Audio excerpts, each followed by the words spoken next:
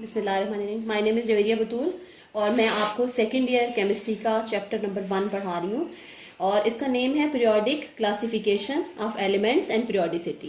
Basically word period से आप वाकफियत रखते हैं। पीरियड जैसे कि आपका केमिस्ट्री का पीरियड होता है तो वो 9 o'clock पे फर्स्ट की आपका पीरियड होता है, तो सेम अगले दिन वही 9 o'clock पे वैसा पीरियड होता है, सिमिलर होता है, सेम नहीं होता। नेक्स्ट फिर अगले दिन वैसा ही पीरियड होता है, 9 o'clock पे केमिस्ट्री का ही होता है। तो यकसा वक्फे के बाद एक चीज़ का रिपीट होना, that is known as period. तो क्लासिफिकेशन का वर्ड भी आप जानते हैं कि एक जैसी चीज़ों को एक जैसी प्लेस पे रखना, उनकी एक क्लास बना देना, that is known as classification. तो एलिमेंट्स के बारे में आप जानते हैं कि अब सो फार तकरीबन 110 से मोर एलिमेंट्स जो हैं, ज़्यादा एलिमेंट डिस्कवर हो चुके हैं और chemistry is a complex subject. तो इसको हम समराइज़ करना सिस्टमेटिक तरीके से जब तक हम इसे नहीं पढ़ेंगे तो हमें अंडरस्टैंड नहीं कर सकते। तो इसलिए इसको एक टेबल की शक्ल बना दी गई जिसमें सारे एलिमेंट्स को ऑर्गेनाइज किया गया, that is known as periodic table. तो पीरियोडिक टेबल बेसिकली एक बेसिक फ्रेमवर्क है जिसमें आप एलिमेंट्स को रखेंगे और फिर उसके बाद उनकी एक जैसी प्रॉपर्टीज़ की बेस पर और फिर आप उनकी केमिकल और फिजिकल प्रॉपर्टीज़ को आसानी से पढ़ सकेंगे। तो सबसे पहले जो है वो है हिस्टोरिकल बैकग्राउंड। तो हिस्टोरिकल बैकग्राउंड का मतलब हो गया कि हिस्ट्री जो है उसमें क्या किस किस साइंटिस्ट ने पीरियोडिक टेबल को डेवलप करने के लिए क्या क्या काम किया। इसमें कुछ रिनाउंड नेम है। सबसे पहले जो नेम है अल-राज़ी है। अल-राज़ी जो थे उन्होंने क्या किया था, उन्होंने जस्ट फिजिकल और केमिकल प्रॉपर्टीज़ की बेस पे जो है एलिमेंट्स को तरतीब दिया था, अलग कर लिया था कि मेटल्स हैं, नॉन मेटल्स हैं, इनको अलग अलग कर लिया, ठीक, और हार्ड हैं, गैसेस हैं, उनको अलग कर लिया। नेक्स्ट जो है साइंटिस्ट जो थे उनका नाम था डोब्रीनर।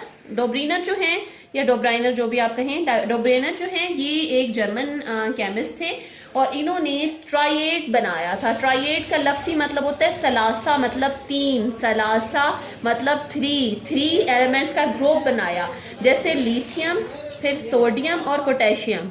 इस ट्राइएड्स में ना सिर्फ ये सिमिलर थे, एक जैसे थे, एक और बात भी उनमें कॉमन बताई उन्होंने कि फर्स्ट और थर्ड जो का अगर आप एवरेज लेंगे एटॉमिक मास का तो वो जो है उनका एवरेज लेंगे तो सेंटर वाले का एटॉमिक मास आ जाएगा, ठीक है। तो इस तरीके से उन्होंने कहा कि ये लॉ ऑफ ट्राइएड उसको नाम दिया। थर्ड नंबर पे जो थे वो न्यूलैंड थे। न्यूलैंड ने जो लॉ बनाया था उस लॉ का नाम था ऑक्टेव लॉ। और ऑक्टेव बस मेन बेसिकली वर्ड मतलब 8 है, तो इन्होंने 8 का ग्रुप बनाया। उस वक्त नोबल गैसेस डिस्कवर नहीं हुई थी तो इसलिए उन्होंने क्या किया, उन्होंने असेंडिंग ऑर्डर यानी बढ़ते हुए, असेंडिंग का लफ्ज़ी मतलब क्या है, बढ़ते हुए, असेंडिंग बढ़ते हुए एटॉमिक मास के हिसाब से रखा, बढ़ते हुए एटॉमिक मास के हिसाब से उन्होंने तरतीब दी। मसलन आप देखें लिथियम, फिर बेरिलियम, फिर बोरोन, फिर carbon, nitrogen, oxygen, fluorine. Noble gases उस वक्त डिस्कवर नहीं हुई थी, वो उन्होंने नहीं रखी। और फिर नेक्स्ट उन्होंने रखा सोडियम, मैग्नीशियम, ठीक है, और एल्यूमिनियम। अगर आप इसको देखें कि अगर फर्स्ट इसको करें तो 1 2 3 4 5 6 7 8 नंबर पे सिमिलर एलिमेंट आ रहा है। सिमिलरली इसको 1 करें, 1 2 3 4 5 6 7 8 ये सिमिलर आ रहा है। 1 2 3 4 5 6 7 8 ये सिमिलर आ रहा है। तो every 8th element resemble to first one, that is known as octave law. तो इस तरीके से उन्होंने लॉ दिया, लॉ ऑफ ऑक्टेव लॉ। इसके बाद जी आपको मेंडलीव हैं। मेंडलीव एक रशियन केमिस्ट थे और उन्होंने जो लॉ बनाया है वो उन्होंने पीरियोडिक टेबल कंप्लीट जो है उसकी पहली दफ़ा उन्होंने पीरियोडिक टेबल जो है वो लॉन्च किया था।